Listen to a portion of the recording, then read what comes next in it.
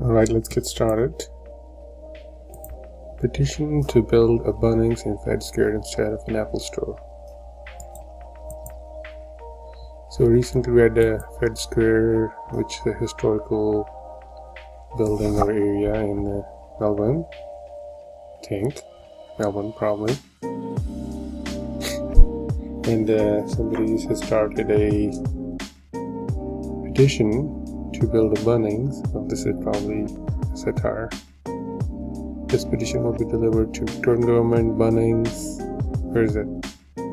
It's a better idea, you get snacks. Alternatively, someone suggested Giant's locker Bunnings snacks. Else, this is even better. That's funny. Change.org. I think the real question to ask is which one represents Australia better? Bunnings, which is like Home Depot in the US, where you get all the home improvement supplies and construction equipment and whatnot, or Apple, which is sort of a luxury phone setup. That's the real question, I think. And I think Bunnings represents Australia much better. Working class, rather than the Apple made in China, exploit cheap labor, that kind of thing. Anyhow, that's a joke. Has anybody voted on this yet? Let's see. Any votes? 0 have signed. Okay. Enough. Wait. 427. 488. Wow. I think Bunnings also probably gets their stuff made in China, though. It's just that on surface, it's more of a working class facing or usage store. So I don't really know. I think it's a joke. CSIRO needs more funding so they can give their social media team a raise. It's probably something funny. Let's see.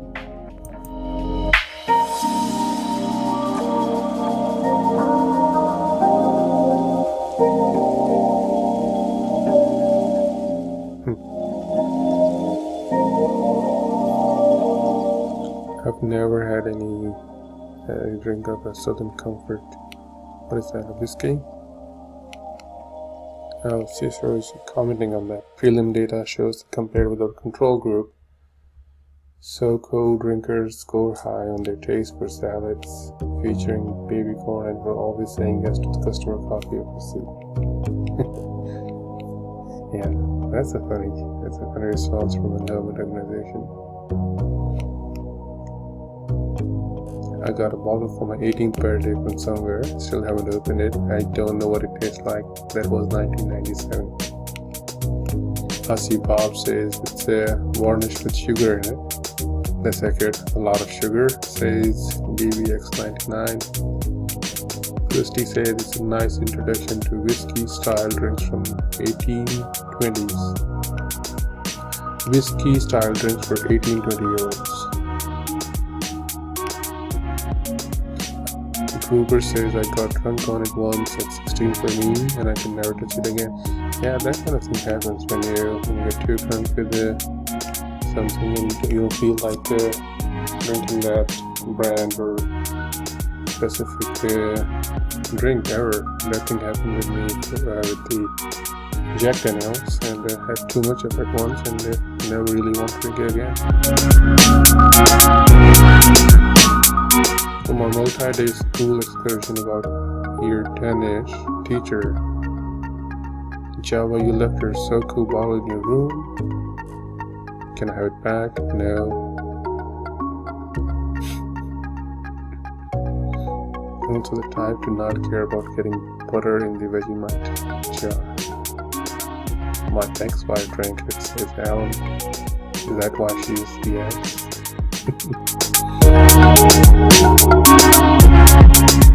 First spirit I have puked, never drank it again. Yeah, I'm telling you, man, if you drink one specific make or brand too much, rest assured you'll never feel like drinking it again. So you gotta mix it up, not on the same day preferably.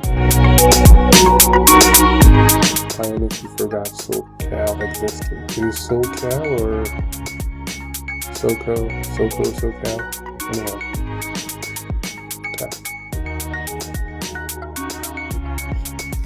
It's nearly 2018 and weed is still illegal for recreational use in Australia. This needs to change. Is there any petition or any, would you say, legislation in work? Australia proved it was progressive with same-sex marriage, so now it's time we abolish another set of outdated laws. From my understanding, it's decriminalized in a lot of places in Australia, meaning you basically get like a equivalent of a traffic ticket a couple of times, two or three times, and you get some fine. But don't go by that. Let's see what it says.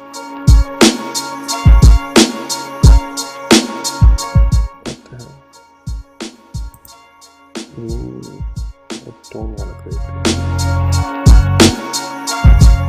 The yes vote has reason to celebrate, but if we truly are a progressive country like many of you proclaim on social media, why are we not discussing outdated practices? Like the fact is, weed is still illegal for recreational use in Australia in 2017. What are the laws currently in Australia? And let's see. Our country is slowly taking steps to change its stance on weed, with Victoria becoming the first state to legalize marijuana for young children suffering from epilepsy, while NSW allows use for patients suffering from serious illnesses such as cancer or multiple sclerosis. Queensland law the most flexible. Okay, that's where you gotta be if you want to enjoy some pot, which grants patients of any age or suffering from a range of illness access to medical cannabis products. Basically like California, everybody gets a card. You just need to get a card and go to a dispensary and get it. Tasmania allows medical cannabis in limited circumstances where conventional treatment has been unsuccessful. Okay, that's the current situation. While the use of medical marijuana is a step in the right direction, we also need to be talking about legalizing it for recreational use. Let's obviously compare ourselves to US. As of January 1, 2018, weed will be recreationally legal in a number of US states, including Alaska, California, Colorado, Maine, Massachusetts, Nevada, Oregon, and Washington, D.C. It is already legal in these countries: Austria, Bangladesh, Belgium, Belize, Brazil, Cambodia, and a whole lot of other ones. Parts of India, of course, Italy, Jamaica, Mexico, Netherlands, Norway, Paraguay, Russia, Spain, Switzerland. I'm surprised by that. Ukraine and Uruguay, all of which have made recreational weed use legal or decriminalized. What about the negative health impact? It's not any, in my understanding, not any worse than alcohol. Pot is still largely considered to be a detrimental result of mental and physical health, but how much of this view is based on fact and how much is derived from weed-fearing propaganda from days gone by? Well, mostly on the propaganda, because nobody can really do any scientific studies with pot and really understand the negative effects.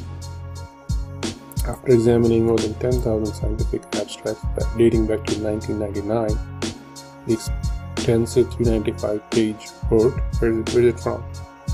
National Academy of Science, Engineering and Medicine completed the world's most comprehensive study. Okay.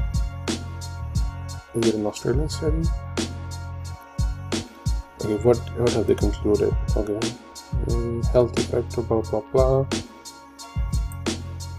Evidence suggests that smoking cannabis does not increase the risk of certain cancer. Okay.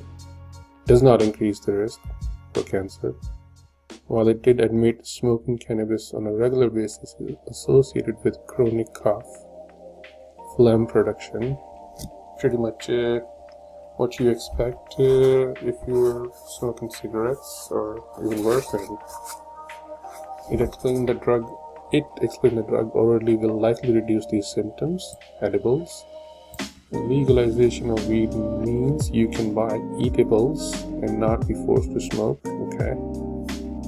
In adults with chemotherapy-induced nausea and vomiting, oral cannabinoids are effective antiemetics. I don't know how to say that word.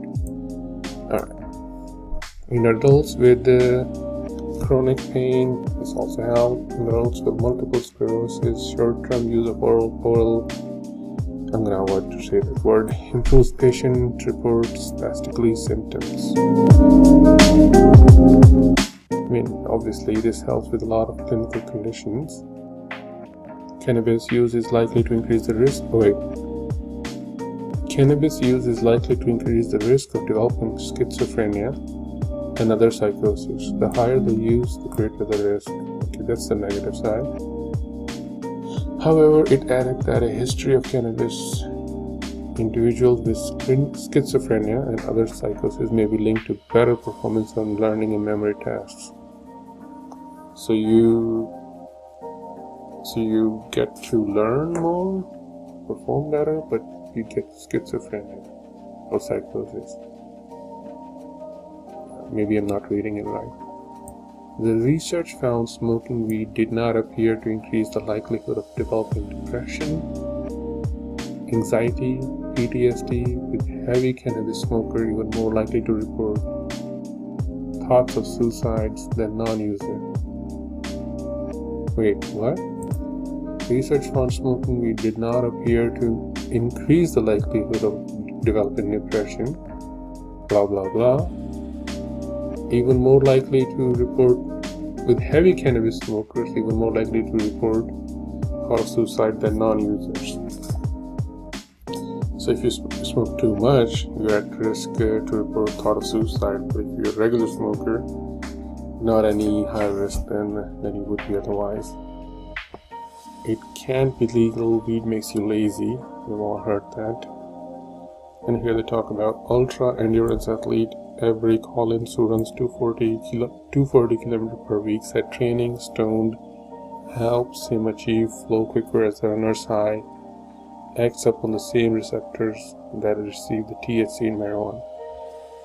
Well, even if it does make you lazy, whose business is it? Like, I'm not going to even read this section. If it makes you lazy, well, beer kind of makes you dizzy, whiskey makes you dizzy. What about all the other stuff? I mean, that's still legal. I don't even think we should be giving any kind of legal argument here against makes you lazy. It's an individual's decision if they want to be lazy. Right? What do you guys think? Let me know in the comments.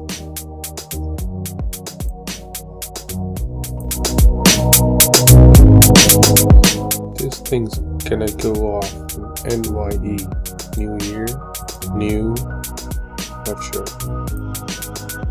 What is it?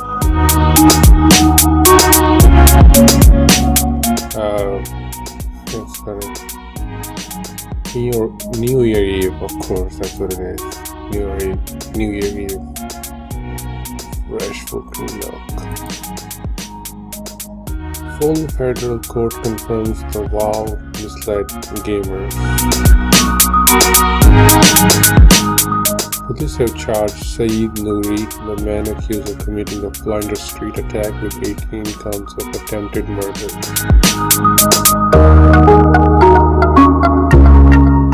Today I learned North Queensland is the only place in Australia to have ever elected a communist as an MP. Let's see.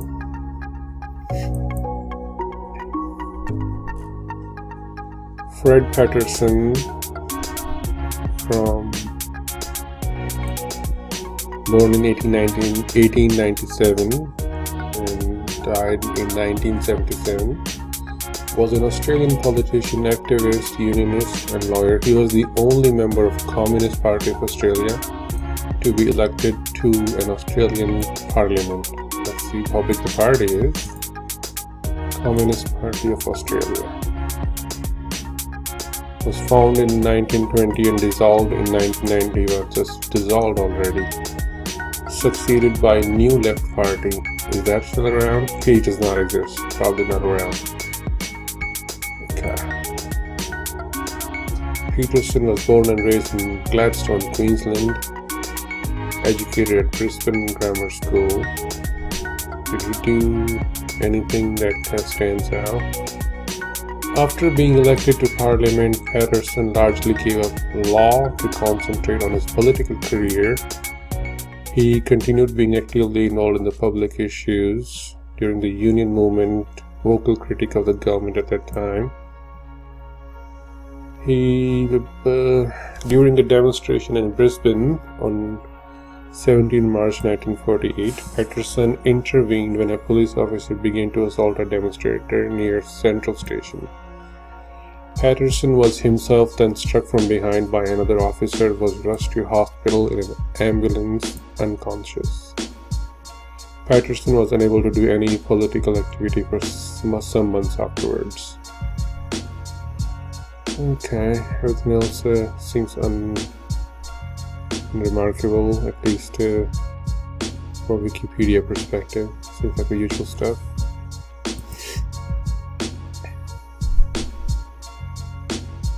Gay is being projected onto St. Mary Cathedrals in Sydney. That's funny.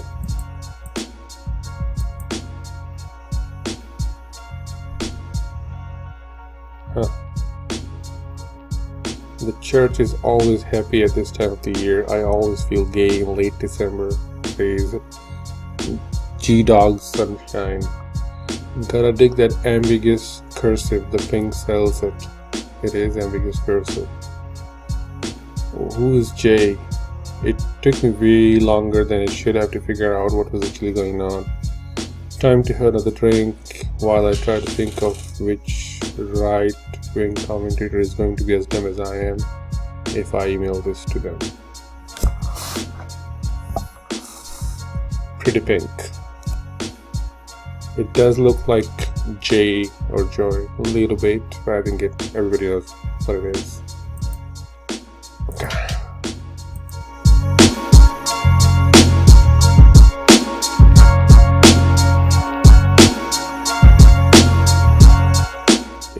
ATO tools up for empty house crackdown.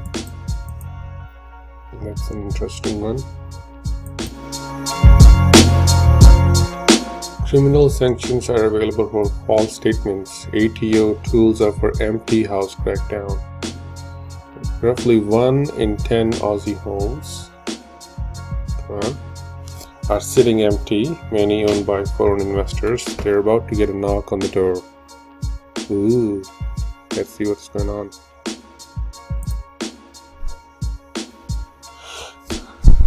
Would you daub in your neighbor? Daub in your neighbor. I've never heard that expression. Come on, go away, advertisement. Would you daub in your neighbor for leaving their home unoccupied? That's the hope of federal and state government as they prepare for a major crackdown on houses and apartments sitting empty around the country. In November, federal parliament passed legislation giving the ATO power to fine foreign investors up to $5,500 a year if they leave their properties empty, meaning they don't put it up to rent, they just buy it and lock it and put it away, and in the hope of selling it in a couple of years maybe for double the price. That's what has been going on. That's up to $52,500 for failing to lodge their forms. Meanwhile, the Victorian state government's vacant residential land tax kicks in from January 1, with owners in 16 councils area facing potential fines equal to 1% of property's value. Okay. In 2016, 11.2% of private dwellings were unoccupied on census night. That's a really high number, because rents are not that cheap either. But then we have the 11% of the private dwellings are just locked up, nobody's living there. With 10.7% 5 years earlier, compared with 10.7, it's been going up. totaling almost 1.1 million dwellings in Melbourne and Sydney. The number of empty properties increased by 19% and 15% respectively. Let's see. Considering that thousands of people sleep rough, almost 7,000 on census night in 2011, more than 400 per night in Sydney in 2017, and that hundreds of thousands face overcrowded homes or unaffordable rents, these seem like cruel and immoral revelations. That's true. I mean, people are sleeping on the street and affordability is not that great either, even for rent. And then we have these houses locked up. Nobody's living in them. It's basically an investment instrument for foreign investors and local investors. So this makes sense. This has struck a chord with the public not only because of its connotation of obscene wealth, inequality and waste, but also because of the contended link to foreign ownership. Yeah, obviously. If the fees and charges accumulate and remain unpaid, a hold can be placed over the property so that unpaid amounts are recouped when the property is sold. Shukri Barbara, principal advisor at property tax specialist, said it was unclear exactly how the policy would be enforced, but that AI capability of ATO in data matching is absolutely sensational. They're able to match every field of tax return information with outside data, particularly as it relates to local government, he said, adding international data sharing agreement between OECD countries, which also plays a role. That I don't think is such a good idea. Letting the government use AI to make a surveillance decision on its citizens, because we recently heard about how I think it was Centrelink who was sending all these notices to students, which was based on a similar algorithm issue where they just put people in a certain profile and sent them messages that they may owe government some money and they need to figure it out and contact whomsoever, Centrelink, and it kind of set a lot of people in sort of a panic. It was not a good move. If foreign investors claim that they have rented the dwelling or made it available for rent, then the ATO can check against the data detailed above as well as lease and real estate agent agreement, internet searches, records of rental tenancy authorities. Okay. Criminal sanctions are available for false and misleading statement. You have to, otherwise people would just make misleading, wrong, false statement. Victorian State Revenue Office simply said it undertakes monitoring and compliance activities to ensure that vacant residences are being declared. I think this has a potential of bringing down the rents in Melbourne and Sydney, mostly, because everywhere else they have been going down steadily. What do you guys think? Let me know in the comments.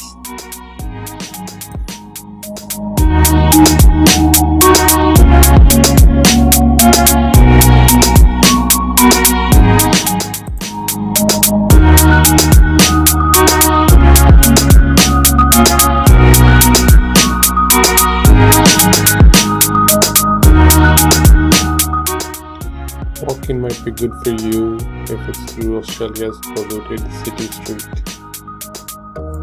What's that about?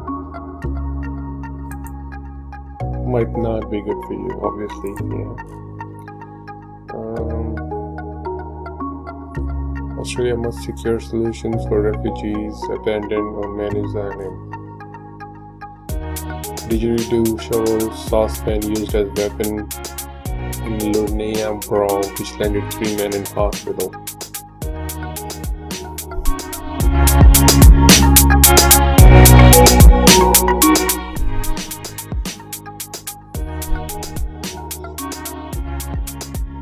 Kookaburra laughing in slow motion is the stuff of nature.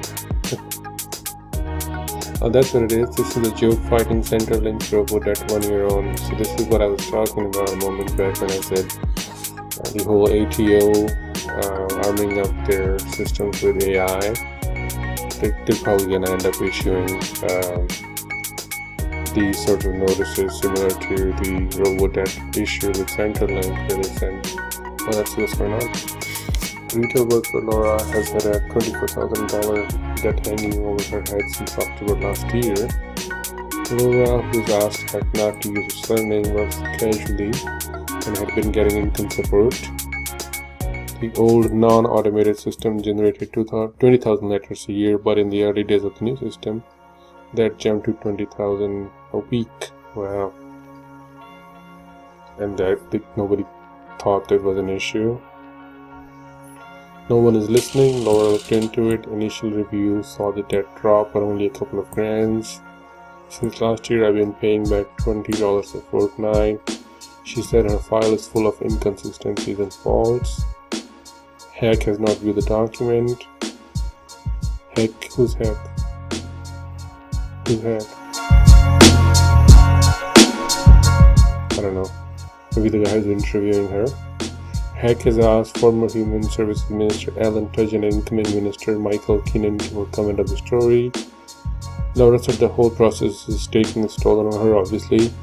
I've suffered from depression for a very long time, and especially at the end of the last year when I first got this debt, I was already not feeling well because of the other things, so I ended up not being at work for a month. Sucks. Letters on hold over Christmas. One of the biggest criticisms of the handling of RoboDebt program is the timing of it all. Thousands of letters were sent out over Christmas last year, making it hard to get in touch with Centrelink and appeal the debt.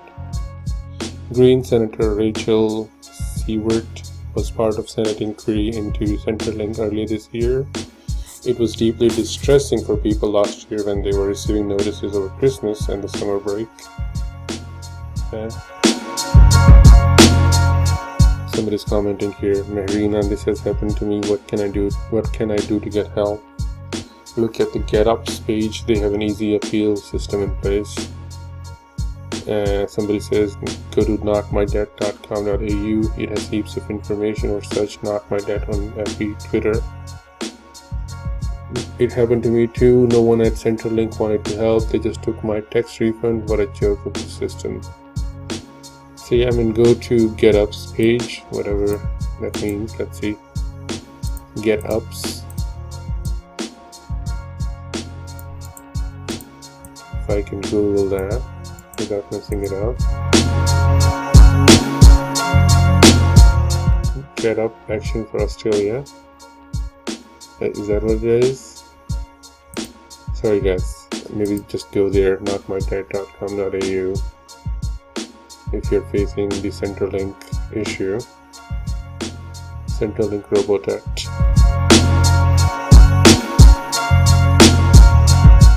Ripped off by Centrelink. You should lodge a dispute or get legal advice if you think your debt is in error. False debt total so far. Not that much stories, so it seems like they have a handle on this thing. Go here guys. Don't know about the GetUps page. Is there any other link that we can give to people?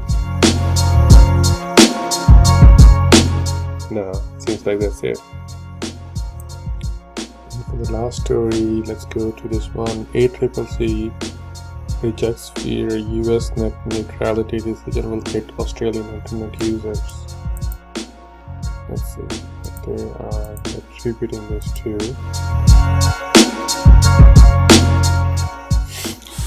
Australia's competition regulator says existing laws should be enough to stop internet providers teaming up with content makers like Netflix to create content monopolies. The competition regulator says Australians have nothing to fear from a recent US decision to overturn net neutrality laws in the country, dismissing calls for similar rules to be adopted here. The US last week overturned laws, we know that. What's up with Australia? Australia has never had specific net neutrality. Australia has never had specific net neutrality laws, And the competition regulator has told SBS World News that they are not needed despite their adoption in other jurisdictions like EU. We have not seen evidence of Australian ISPs looking to inappropriately block access to internet content. A spokesperson for Australian Competition and Consumer Commission said, it seems like the equivalent of FCC from US. The incentives and opportunities to discriminate or foreclose are not as evident in Australia as in other jurisdictions. If problems emerge, it is likely that we could deal with them under existing competition law without the need for specific net neutrality regulation. Well, in theory that is possible. It depends on what areas of influence the ACCC has versus FCC. From what I understand, FCC has a very narrow scope and it cannot go into the deep trenches of the specific use cases for net neutrality. It can only hold the companies responsible for what they promise to deliver, the US example.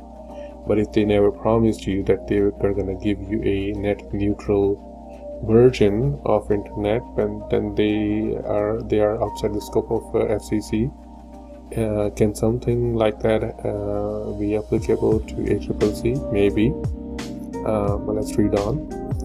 But the internet activists in Australia disagree. A very big multinational content maker like Rupert Murdoch, Fox Empire, sold in part this week Disney, will now move to ink exclusive deals with 8 American internet companies and then seek to replicate those deals in the Australian market. Of course, from a company's perspective, that makes the most sense. Digital Rights Watch head Tim Singleton Norton said ACCC's response was simplistic. I think so too. They're just saying, hey, they're not going to break the rule. We, for whatever reason, trust them. Trust the companies to not do that. Mr. Singleton Norton said while collusion between content companies and internet companies was not widespread in Australia yet, he feared that could change soon. When there's money to be made, I'm sure they'll find a way to quote-unquote team up or collude to do that. Anywhere in the world, Australia is not an exception to that. That's the concern. The precedent will be set in the US, where most of the content comes from, where most of the money is, and that will flow out to markets like Australia. He said internet providers like Optus, Telstra, iiNet, and TPG were unlikely to block sites given the predictable public anger. Instead, he predicted they would move to cement their place in the market by locking in favorable deals, with popular content companies effectively locking out any new competition. Back in 2015, Netflix set up deals for unmetered streaming with Optus and iiNet, so that's an example of how net neutrality can be violated by ISPs, and I don't know why ACCC is saying there is no example of that where we have an example. But in the return, the global content giant scrapped the deals and said it regretted ever signing them because they were contrary to its political position in favor of net neutrality. It happened once, it can happen again. Netflix it may be against their political position, but I'm sure you'll find other content providers who don't mind signing such deals. So I agree with this guy, what was his name, Singleton Norton, that ACCC's response is simplistic and I would say naive and just hopeful, which is not something you expect from a regulator. You expect more from them, and if they are not going to be the one who to ask for more rules or laws, I'm sure the commerce side, business side will never ask for them. So I think they're basically waiting for the public to get outraged and have some sort of a reaction, and then maybe they will react to go either way. That's my take on it. What do you guys think? Let me know in the comments.